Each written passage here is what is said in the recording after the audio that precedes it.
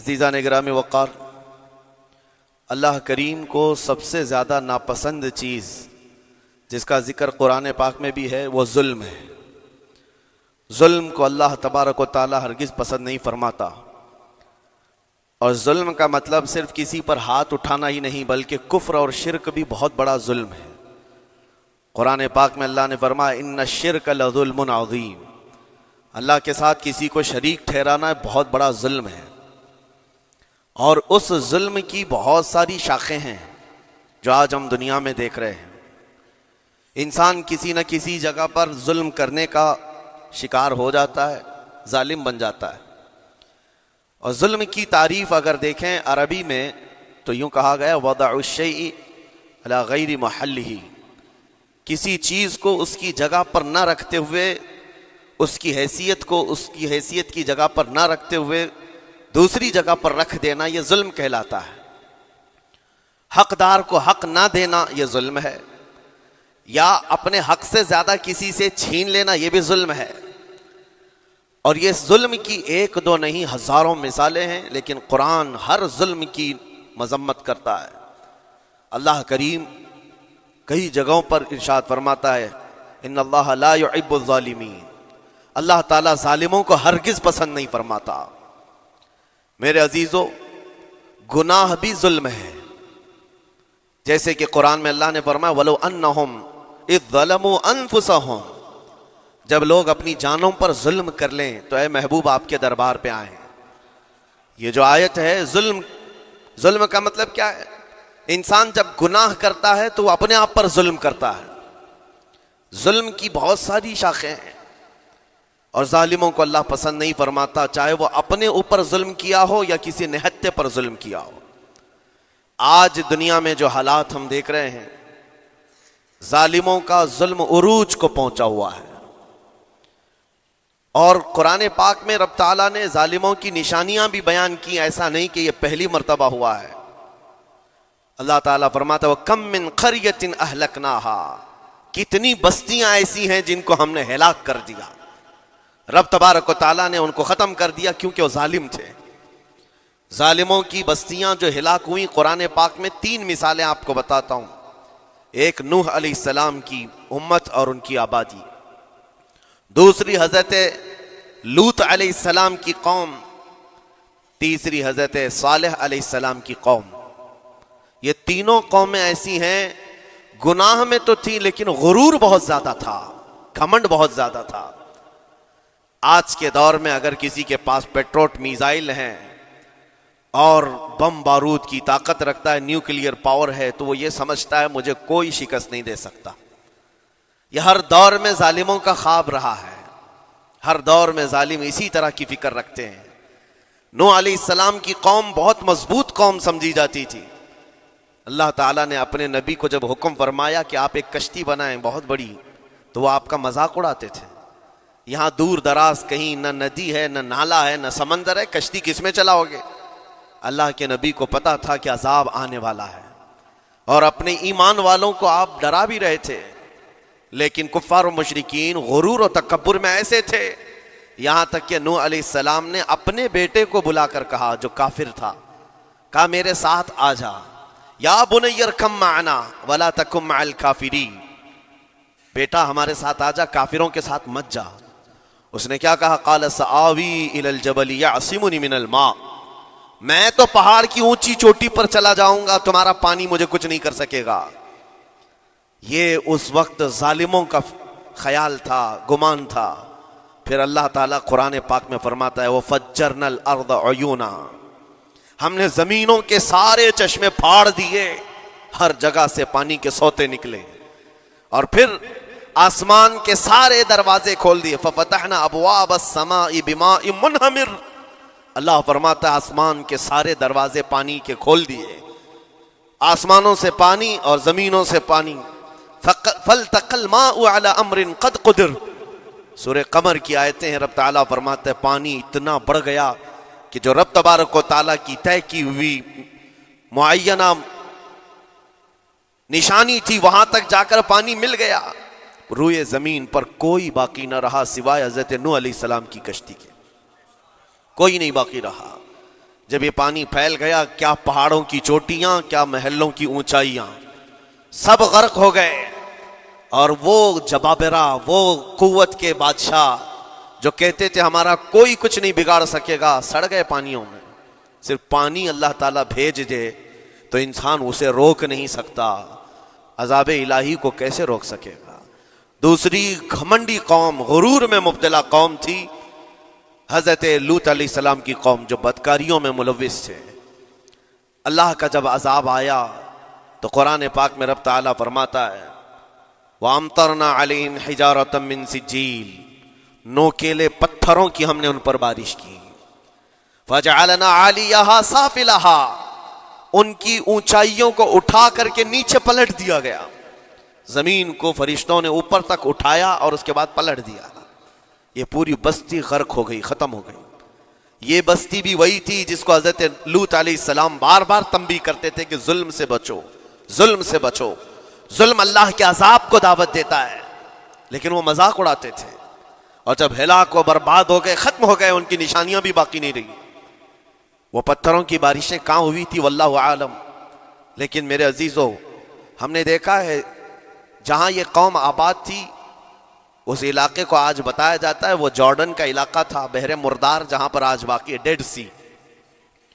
میں خود سفر پر دیکھا، جارڈن کی ایک سرزمین پر گاڑی چلتی جا رہی ہے اور کالے کالے پتھر، جہاں تک نظر کرو صرف پتھر ہی پتھر ہیں، بہت نوکیلے۔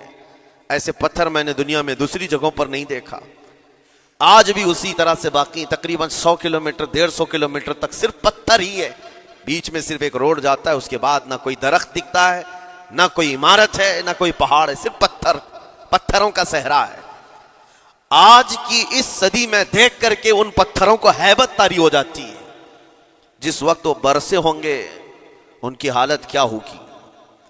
اور میں یہ نہیں کہتا بالضبط کہ یہ وہی پتھر ہیں جو برسے تھے، واللہ عالم، لیکن میرے عزیزوں نشانیاں آج بھی عذاب الہی کی موجود ہیں۔ تیسری قوم تھی قوم شعیب اور قوم صالح علیہ السلام۔ یہ دونوں قوموں کے بارے میں ذکر کرتا ہوں۔ حضرت شعیب علیہ السلام کی قوم صرف ناپ تول میں کمی کرتی اور کفر و شرک بھی کرتے، شعیب علیہ السلام ان کو روکتے تو وہ ان کا بھی مذاق اڑاتے، اور جب عذاب الہی کے آنے کی بات کیا تو جانتے ہیں کیا کہا انہوں نے؟ یہ وہ قوم تھی جو پتھروں کو تراش کر کے گھر بنا لیتے تھے، یعنی پورے کے پورے پہاڑ کو، پتھروں کا جو پہاڑ ہوتا ہے اس کو تراشتے تھے، اور ایک آدمی کا ایک گھر ایک پہاڑ۔ آج کے دور میں ساری بلڈوزر مل کر کے نہیں کر پائیں، مشینیں مل کر نہ کر پائیں، وہ اس وقت کے لوگ بھاری بھرکم تھے، جسامت والے تھے، طاقت والے تھے، جب وہ اپنے رہنے کے لیے ایک پہاڑ کو تراش سکتے تھے۔ 4000 سال پہلے کی بات کر رہا ہوں۔ اس وقت میرے خیال سے وہ اپنے زمانے کے سب سے بڑے ماڈرن لوگ یا ترقی یافتہ لوگ کہلاتے ہوں گے، سب سے زیادہ ترقی یافتہ کہلاتے ہوں گے۔ جیسے آج لوگوں کو لگتا ہے رشیا اور امریکہ بہت پہنچے ہوئے ہیں ٹیکنالوجی میں، اس دور کے وہ لوگ سب سے بڑی طاقت کے رکھنے والے تھے۔ جب حضرت شعیب علیہ السلام نے ان کو اللہ کے عذاب سے ڈرایا تو کیا کہتے تھے؟ عذاب وہی نا جو نوح علیہ السلام کی قوم میں آیا تھا، بارش آ گئی تھی، زمین سے پانی نکل گیا تھا تو پانی بہت ہو گیا تھا، یا پھر وہ جو لوط علیہ السلام کی قوم پر آیا پتھروں کی بارش، یا پھر ہواؤں کا عذاب۔ اگر یہ تینوں بھی آئیں تب بھی ہمارے ان پہاڑوں کے گھروں کو نقصان نہیں کر سکیں گے، ان کا اتنا غرور تھا۔ اگر پانی بھی آ جائے سمندروں کا، یا ہوا بھی تیز چلے، یا پتھروں کی بارش ہو، ہم تو بہت محفوظ قلعوں میں ہیں۔ اندازہ کرو میرے عزیزو، 3000 4000 سال کے بعد آج تک مدائن صالح اور الاولا سٹی نام سے سعودی میں موجود ہے، ابھی تک وہ گھر موجود ہیں، تو اس زمانے میں کتنے مضبوط رہے ہوں گے؟ پتہ نہیں 3000 سالوں میں کتنے طوفان آئے، کتنے سیلاب آئے، لیکن ابھی تک وہ پہاڑوں کے گھر موجود ہیں، تو اس زمانے میں کتنے طاقتور ہوں گے؟ ان کا نشہ آسمان پر تھا، غرور چڑھ کر کے بول رہا تھا، کہتے تھے کہ اگر اس طرح کے عذابات آ بھی گئے تو ہمارا کچھ نقصان نہیں ہوگا۔ کون سا؟ نوح علیہ السلام کی قوم کا عذاب آ جائے، لوط علیہ السلام کی قوم کا عذاب آ جائے، یا پھر شعیب علیہ السلام کی قوم کا عذاب آ جائے، یہ صالح علیہ السلام کی قوم کی بات کر رہا ہوں۔ تو پھر ہوا کیا؟ اللہ کے نبیوں نے انہیں ڈرایا اللہ کے عذاب سے، باز آ جاؤ، اللہ وحدہ لا شریک کی طرف جھک جاؤ۔ وہ اکڑ تھی، غرور تھا کہ نبیوں کا مذاق کرتے۔ پھر ہوا کیا؟ قرآن کہتا ہے صرف ایک فرشتے کو اللہ تعالیٰ نے زمین پر اتارا، ایک فرشتے کو اتارا، اور اس کے بعد اس فرشتے نے ایک چنگھاڑ لگائی، ایک آواز کی، ایک آواز، صرف فرشتے کی ایک آواز ایسی تھی کہ جتنے اپنے مضبوط قلعوں میں گھروں میں موجود تھے، اس آواز کی ہیبت سے ان کا بھیجا کانوں سے باہر نکل آیا تھا۔ اور صبح کے وقت جب اس بستی میں جا کر کے دیکھیں تو سب کے سب اوندھے منہ گرے ہوئے تھے، ایک بھی اس میں سے بچا ہوا نہیں تھا۔ نہ نوح علیہ السلام کا طوفان آیا، نہ لوط علیہ السلام کی قوم پر برسنے والے پتھروں کا عذاب آیا، نہ ہی ہوائیں چلائی گئیں۔ ایک فرشتے کو بھیج کر رب تعالیٰ نے اپنی قدرت کا مظاہرہ فرمایا۔ اللہ کے کروڑوں اربوں لا تعداد فرشتے ہیں، ایک فرشتے کی طاقت ایسی ہے کہ اگر وہ اپنی آواز نکالے تو تمہارے کانوں سے بھیجا باہر نکل آئے۔ اللہ وحدہ لا شریک، وہ حی و قیوم کل بھی تھا اور آج بھی ہے، وہ رب ذوالجلال حی و قیوم ہے، طاقتور ہے اور ہمیشہ رہے گا۔ اور رب تبارک و تعالیٰ نے قرآن پاک میں فرمایا، آپ یہ آیت تقریباً 3 جگہ قرآن میں آئی، وَإِذْ نَجَّيْنَاكُمْ مِنْ آلِ فِرْعَوْنَ يَسُومُونَكُمْ سُوءَ الْعَذَابِ يُذَبِّحُونَ أَبْنَاءَكُمْ وَيَسْتَحْيُونَ نِسَاءَكُمْ وَفِي ذَلِكُمْ بَلَاءٌ مِّن رَبِّكُمْ عَظِيمٌ۔ رب تعالیٰ فرماتا ہے یاد کرو فرعونیوں کے عذاب سے اللہ نے تم کو نجات دی۔ یہ بنی اسرائیل کو کہا جا رہا ہے کہ فرعونیوں کے عذاب سے، کہ فرعون اور اس کے لشکری اس قدر سخت سزائیں دیتے تھے موسیٰ علیہ السلام کی قوم پر، ایمان والوں پر، بنی اسرائیل پر۔ اللہ فرماتا ان سے نجات دیا رب تعالیٰ نے، لیکن وہ کرتے کیا تھے؟ بنی اسرائیل میں ایک بھی بچہ پیدا ہو جائے اسے ذبح کر دیتے تھے۔ فرعون کے لشکریوں نے ایک سال میں 12,000 بچوں کو قتل کیا ہے، 12,000 بچوں کو ذبح کر دیا ہے۔ آج کے اسرائیلی اگر یہ بچوں پر ظلم کرتے ہیں تو یہ تعجب کی بات نہیں ہے، فرعون کی سرشت میں داخل تھا اور یہ فرعونی ہے، وقت کے جبابرہ ہیں، وقت کے ظالم ہیں۔ 12,000 بچوں کو قتل کر دیا تھا فرعون اور اس کے لشکریوں نے، اور عورتوں کو زندہ چھوڑ دیتے تھے۔ قرآن میں اللہ تعالیٰ نے فرمایا 3 جگہ آئی آیت، لیکن اس کے ساتھ رب تعالیٰ یہ بھی فرماتا ہے یہ سخت ترین سزائیں دیتے تھے فرعونی، اللہ نے ان سے تم کو نجات دیا، لیکن یہ سزائیں کیوں دیتے تھے، یہ عذاب کیوں تھا؟ وَفِي ذَلِكُمْ بَلَاءٌ مِّن رَبِّكُمْ عَظِيمٌ، یہ ہے فرمان اللہ کا۔ یہاں میں یہ ٹکڑا اگر بیان کر دوں تو آج آپ کے دلوں کے اندر ایک یقین پیدا ہو جائے گا آج کے حالات کے مطابق فرعونیوں کا اس قدر سخت عذاب کیوں تھا۔ رب تعالیٰ فرماتا ہے اے مومنو، ان تمام معاملات میں اللہ کی طرف سے تمہارے لیے بڑا امتحان تھا، یہ امتحان تھا اور وہ امتحان آج بھی ہے اور ہر زمانے میں رہے گا۔ ستیزہ کار رہا ہے ازل سے تا امروز، شرار ابو لہبی سے چراغ مصطفی، ہر زمانے میں حق و باطل کے معرکے ہوتے رہیں گے۔ لہٰذا آج کے دور میں یہ سب حالات جو پیدا ہوئے، مسلمانوں کو، مومنین کو ذرا برابر بھی نروس ہونے کی ضرورت نہیں۔ تم جس دین سے وابستہ ہو، اس دین کی حفاظت کا ذمہ اللہ نے اپنے ذمے لیا ہے۔ یریدون لیطفئوا نور اللہ بافواہہم، قرآن میں اللہ فرماتا ہے کفار و مشرکین اپنے منہ کے پھونکوں سے اللہ کے اس چراغ کو بجھانا چاہتے ہیں، اللہ اپنے اس چراغ کو مکمل کر کے رہے گا۔ یہ اسلام نور الہی ہے، اللہ کا نور ہے اور اس کو صبح قیامت تک رہنا ہے، اور ہم جیسے اور بھی آئیں گے اس زمین پر اور آئیں گے جاتے رہیں گے، یہ آبادیاں ہیں بدلتی رہیں گی، خدائی قانون ہے، لیکن اسلام نہ کل بدلا تھا، نہ آج، نہ قیامت تک بدلے گا۔ ہم سب کا امتحان ہے میرے عزیزو، ہم سب کا امتحان ہے، لیکن ان حالات میں مومنین کو کرنا کیا چاہیے؟ انہیں اپنے ایمان کو مضبوط کرنا چاہیے۔ کبھی کسی کے اڑتے ہوئے چھیچڑے اور ٹکڑے دیکھ کر تمہیں مایوس ہونے کی ضرورت نہیں۔ اب ہمارا مستقبل کیا ہوگا؟ میرے عزیزو، آج جو حالات ہیں یہ حالات کربلا سے زیادہ سخت تو نہیں ہیں۔ آج فلسطینیوں کو ہم نے دیکھا 6 ماہ کے، سال بھر کے بچوں کو سینے سے لگا کر کفن لپیٹ رہے ہیں۔ ان ماؤں کی کیا کیفیت ہوتی ہوگی کبھی کبھار چھوٹی سی کلپ میں دیکھ کر کے آنکھوں سے آنسو بہ پڑتے ہیں. انہوں نے اپنے ہاتھوں سے نہ جانے کتنے بچوں کو ایک دن میں دفن کر دیا. 80 میتوں کو ایک قبر میں ڈال دیا کرتے ہیں. ان فلسطینیوں کو لاکھوں سلام, ان کے جذبات کو اور ان کی استقامت کو. ہم تو دعا یہی کرتے ہیں, ان فلسطینی مسلمانوں کے برابر پوری دنیا کے مسلمان نہیں ہو سکتے. ہم تو ایک ناشتے پر صبر نہیں کر پاتے, وہ اپنے 10 بچوں اور خاندان والوں کے کٹے ہوئے چھیٹڑوں پر بھی کہتے ہیں اللہ ہمارے ساتھ ہے. ساری مصیبتیں دیکھ کر کے بھی وہ کہتے ہیں اللہ ہمارے ساتھ ہے. ان کے گھر اڑا دیے گئے, تباہ کر دیے گئے, راکھ میں بدل دیے گئے. اور نیوز نے اینکر, یہ دجالی میڈیا وہاں جا جا کر کے ان کے زخموں کو کھرید کر کے پوچھتا ہے تمہارا مال کیسے آئے گا, تمہارا گھر کیسے چلا گیا. لیکن ان حالات میں بھی وہ مسکرا کر کہتے ہیں اللہ نے دیا تھا, پھر اللہ ہے اور اللہ دے گا.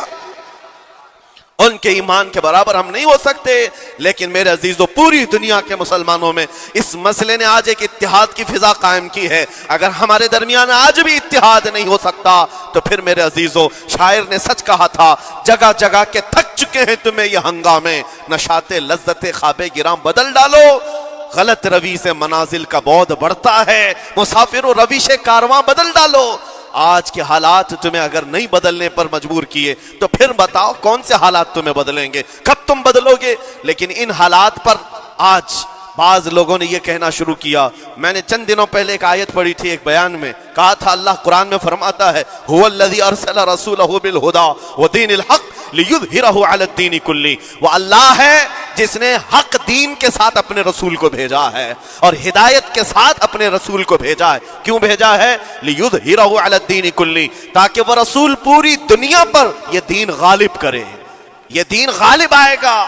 تو بعض مجھ سے کہنے لگے مولانا سٹیج پر بیٹھ کر چلاتے ہو, کئی کرسیوں پر بیٹھ کر کہتے ہو کہ تمہارا دین غالب آئے گا.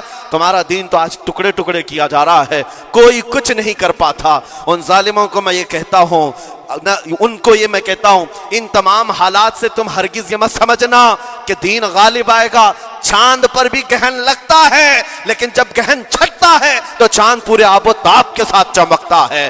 آج اگر امت مصطفیٰ پر گہن لگا ہے تو میں اپنے ان تمام نوجوانوں سے جو ابھی ان فوان شباب میں داخل ہوئے ہیں, ابھی یہ دنیا کو دیکھنے کے قابل بنے ہیں, میں ان سے کہتا ہوں ان آندھیوں سے, ان طوفانوں سے گھبرا کر کے نہ تمہیں دین بدلنے کی ضرورت ہے, نہ تمہیں اپنا مسلک و مذہب بدلنے کی ضرورت ہے. بلکہ میں یہ کہتا ہوں نہ گھبراؤ مسلمانوں, ابھی خدا کی شان باقی ہے, ابھی اسلام زندہ ہے, قرآن باقی ہے. یہ ظالم کافر کیا سمجھتے ہیں جو روز ہم سے الجھتے ہیں؟ ابھی کربلا کا آخری میدان باقی ہے, ابھی تو کربلا کا آخری میدان باقی ہے. عزیزان گرام وقار, میرے نبی کریم صلی اللہ تعالی علیہ وسلم نے جو فرمایا وہ ہو کر رہے گا, وہ ہو کر رہے گا. میرے آقا صلی اللہ تعالی علیہ وسلم کا فرمان عالی شان میں سناتا ہوں. حضور فرماتے ہیں لا تزال عصابۃ من امتی یقاتلون علی ابواب دمشق وما حولها وعلى ابواب بیت المقدس لا يضرهم خذلان من خذلهم ظاہرین علی الحق الى ان تقوم الساعة او كما قال رسول اللہ صلی اللہ علیہ وسلم. میرے آقا فرماتے ہیں قیامت تک میری امت میں سے ایک جماعت ایسی ہوگی جو بیت المقدس کے ارد گرد حق کے لیے لڑ رہی ہوگی. حضور نے فرمایا قیامت تک لڑتی رہے گی, لیکن ساتھ میں ان کے لیے میرے آقا نے فرمایا پوری دنیا کے برا چاہنے سے ان کا کچھ نہیں بگڑے گا. اس کا مطلب کیا ہے؟ اگر آپ ہم سے پوچھتے ہیں کچھ نہیں بگڑے گا, حضور نے فرمایا کچھ نہیں بگڑے گا, لیکن ہم تو دیکھ رہے ہیں ان کے گھر تباہ ہو گئے, بچے مر گئے, چھوٹے بچوں کے سروں سے باپ کا سایہ نکل گیا, کسی کے سامنے اس کی ماں کی تڑپتی ہوئی لاش ہے, اور حدیث میں کہا جا رہا ہے ان کا کچھ نہیں بگڑے گا. سب تو بگڑ گیا, مال بھی گیا, دکان بھی گئی, تجارت بھی گیا, گھر بھی گئے, اولاد بھی, رشتہ دار بھی, اور حدیث میں کہا جا رہا ہے کچھ نہیں بگڑے گا. میرے عزیزو یاد رکھو میرے آقا کا فرمان حق ہے, کچھ نہیں بگڑے گا کا مطلب کیا ہے؟ یہ تمام اسباب جانے کا مطلب یہ نہیں ہے کہ بگڑ گیا, بگڑا تو اس کا ہے جس کا ایمان بگڑ گیا, ایمان جس کا گیا اس کا سب بگڑ گیا. اور ہم نے ان بچوں کو دیکھا ہے آج, ارے رات کو سوتے ہیں تو انہیں پتہ نہیں ہوتا صبح ہوگی بھی کہ نہیں ہوگی, لیکن اس کے باوجود ایک دل دہلا دینے والی بات میں بتاتا ہوں. مصر کی سرزمین سے لوگ پانی کے बोतलें और डब्बे उठा उठा करके बॉर्डर पर जा रहे हैं, लेकिन फिलिस्तीन गज्जा के वो मुसलमान कहते हैं अपना पानी तुम रखो, अल्लाह करीम हमारे लिए कहीं से अपनी ही जमीन से पानी अता करेगा। उनको लोग कह रहे हैं क्या आप नहीं देख रहे वक्त का बड़ा फिरौन रोज अल्टीमेटम देता है 24 घंटे में इलाका खाली करो, निकल जाओ, घर खाली करो। कैसा ईमान है तुम्हारा कि आने वाली बड़ी बड़ी मिसाइलों का अपने सीने से मुकाबला करते हैं और कहते हैं कल से हम यही थे, आज भी यही हैं और यही रहेंगे और इसी मिट्टी में दफन हो जाएंगे।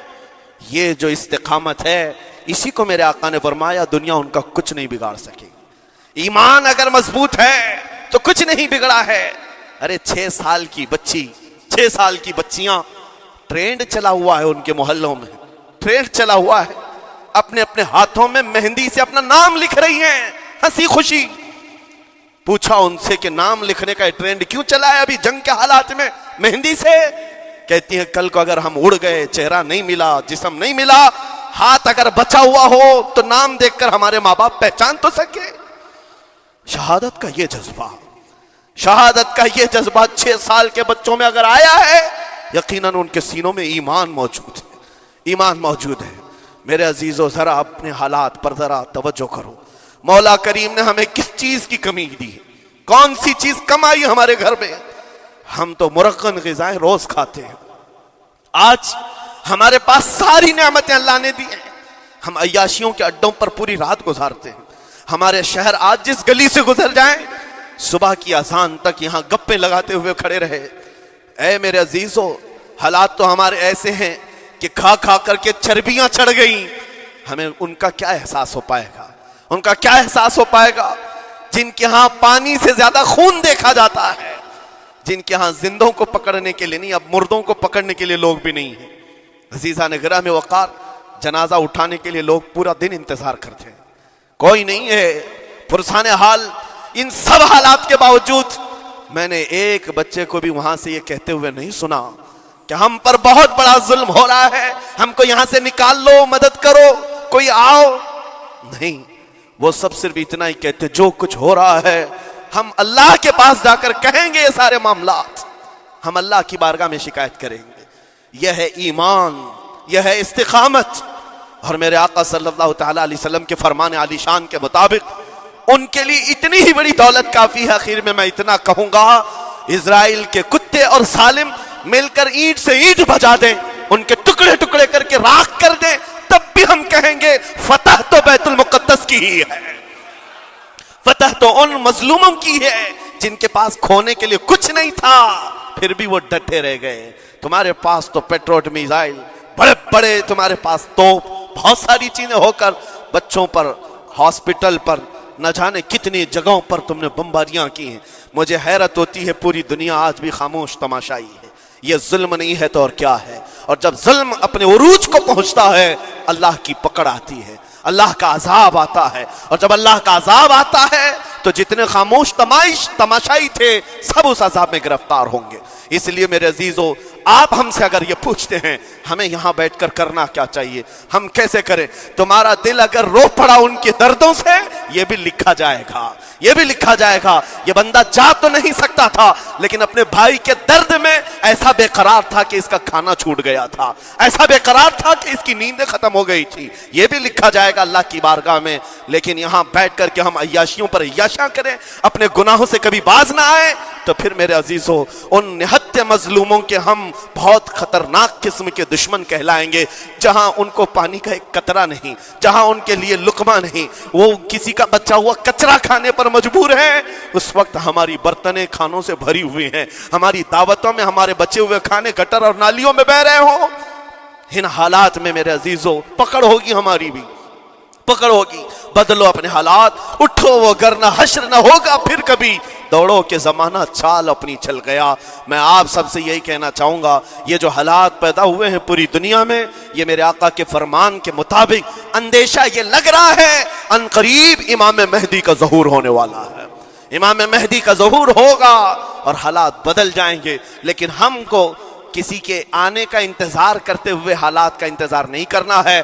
अभी बदलो, आज बदलो, اللہ کی طرف دوڑو اور اس سے گڑ گڑا کر کہو کہ مولا کریم ہمارے شامت اعمال، ہماری برائیوں کے سبب اگر یہ تیری پکڑ ہے، ہم توبہ کرتے ہیں تیرے دربار میں۔ جانتے ہو میرے آقا نے فرمایا اللہ کے غضب کو اگر کوئی چیز ٹھنڈی کرتی ہے تو ایک مومن صالح کی رقت انگیز دعائیں اور اس کے نکلنے والے آنسو اللہ کے غضب کو ٹھنڈا کرتے ہیں، اللہ کے غضب کو ٹھنڈا کرتے ہیں۔ تم گڑ گڑاؤ اس مولا کی بارگاہ میں، یہ نہیں کہ اجتماعی طور پر کسی کے سامنے آپ رو دھو کر چلے گئے یا پھر آپ لوگوں کو دکھانے کے لیے کوئی سٹیٹمنٹ جاری کر دی، نہیں، تنہائی میں بیٹھے ہو، اکیلے میں بیٹھے ہو۔ جیسے کہ کل ایک بہت اچھی چیز میں نے دیکھی تھی، ہمارے علماء نے اعلان کیا تھا پوری دنیا مل کر کے جمعرات کا روزہ رکھے، اس لیے کہ روزہ اللہ کو پسند ہے، اور افطار سے پہلے اگر کوئی دعا کرے اول دعا ہماری ان مظلوموں کے حق میں ہو، ان ظالموں کے خلاف ہو، مظلوموں کی مدد کے لیے ہو، یقیناً اللہ کی مدد آئے گی، اور آئے گی کیونکہ قرآن بار بار کہتا ہے الا ان نصر اللہ قریب، آگاہ ہو جاؤ بے شک اللہ کی مدد بہت قریب ہے، اللہ کی مدد بہت قریب ہے۔ عزیزان گرامی وقار، میں انہی تمام باتوں سے اپنی گفتگو کو آج سمیٹتا ہوں۔ آج کے ان حالات میں آپ کی ذمہ داری ہے اپنے ایمان پر مضبوطی سے جمے رہو، استقامت۔ بعض لوگوں کو آج یہ لگتا ہوگا کہ وہاں حالات بگڑے ہیں تو یہ مسلمان کیا کریں گے، کیا کریں گے، ہم کیا کرنے والے، ویسے ہی ہم ختم کیے جا چکے، ٹکڑے کیے جا چکے، ہم کچھ کرنے، بس تم اپنی زندگیاں بدلو، نشہ سے باز آ جاؤ، اور جتنے خرافات ہمارے محلوں میں آئے اس سے نکالو۔ اللہ کا عذاب آتا ہے، اللہ کی رحمتیں روٹ جاتی ہیں۔ ایک بار ہم بدل لیے تو مولا کریم اپنی رحمتوں کے سائبان فرما دے گا ہم پر، اور بس ہماری تمنا یہی ہے۔ اللہ کریم کی بارگاہ میں دعا ہے قدیر و جبار خدا کہنے سننے سے زیادہ ہمیں عمل کی توفیق عطا فرما۔ اے رب کریم احسن الخالقین، ہم سب اپنے گناہوں سے سچی توبہ کرتے ہیں مولا، ہمارے گناہوں کی وجہ سے اگر تیری سخت پکڑ ہے تو مولا تو اپنے غضب کو ٹھنڈا فرما دے، تو اپنے غضب کو ٹھنڈا فرما دے مولا، تو اپنے غضب کو ٹھنڈا فرما دے۔ اے کریم خدا، تیرے حبیب کی امت تڑپ رہی ہے، اور ہر جگہ مولا ظلم و ستم کا نشانہ ان غریب مظلوموں کا بنایا جا رہا ہے جن کے پاس ایک وقت کا کھانا بھی باقی نہیں رہا۔ مولا تو اگر مدد نہیں کرے گا تو کون مدد نازل فرمائے گا؟ اے رحمان، ہمارا عقیدہ ہے تو ہی وہ خدا ہے جو ابابیلوں کو بھیج کر ابرہہ کو ہلاک کیا، تو ہی وہ خدا ہے جو بدر میں اپنے نبی کے لیے 5000 فرشتوں کو اتارا۔ اے مولا، تو ہی وہ خدا ہے جو یونس علیہ السلام کو مچھلی کے پیٹ سے زندہ سلامت نکالا، تو ہی وہ خدا ہے جو ابراہیم علیہ السلام کو بھڑکتی ہوئی آگ سے زندہ محفوظ فرمایا۔ اے قدیر و جبار خدا، کل بھی تو حی و قیوم تھا، آج بھی ہے اور ہمیشہ رہے گا۔ ہمارے اس عقیدے کی لاج رکھ لے، اور غیب سے مولا تو اپنی مدد نازل فرما، اپنی مدد نازل فرما، امت مصطفیٰ کے لیے خیر فرما، ہم سب کو امن و امان عطا فرما۔ اے رب کریم، ان ظالموں کو کیفر کردار تک پہنچا دے، مظلوموں کو مولا امن کی سانس عطا فرما۔ ہماری خوشیاں اگر لکھی ہوئی ہے اے رب قدیر، ہماری خوشیوں میں سے ان کو یہ تقسیم فرما دے، اے اللہ ہماری حصے کی خوشیاں انہیں تقسیم فرما دے۔ اے رب کریم، ہمارے امن و سکون کو ان کے درمیان تقسیم فرما دے۔ اے اللہ، ان بلکتی ہوئی ماؤں کی آوازیں ہماری نیندیں اڑا چکی ہیں مولا، ان بچوں کے زخمی چہرے مولا بار بار ہماری آنکھوں کو ترساتے ہیں مولا، کب تک یہ تیری آزمائش ہوگی، کب تک یہ امتحان ہوگا؟ اے قدیر و جبار خدا، تجھے تیرے حبیب کی نالین کا واسطہ ان سب کو ظلم و ستم سے آزاد فرما دے۔ اے اللہ، ظلم و ستم سے آزاد فرما، امن و امان عطا فرما، خیر و سلامتی عطا فرما، ہمارے اس ملک عزیز ہندوستان کو امن و امان کا گہوارہ بنا دے۔ اے اللہ، ہم سب کو محبت و آشتی کا پیغام اور الفت و محبت کے ساتھ جینے کی توفیق عطا فرما۔ مولا، ہماری دعاؤں کو حضور کے صدقے قبول فرما۔ وصلی اللہ تعالی علی خیر خلقی محمد وآلہ واصحابہ اجمعین، وآخر دعوانا الحمدللہ۔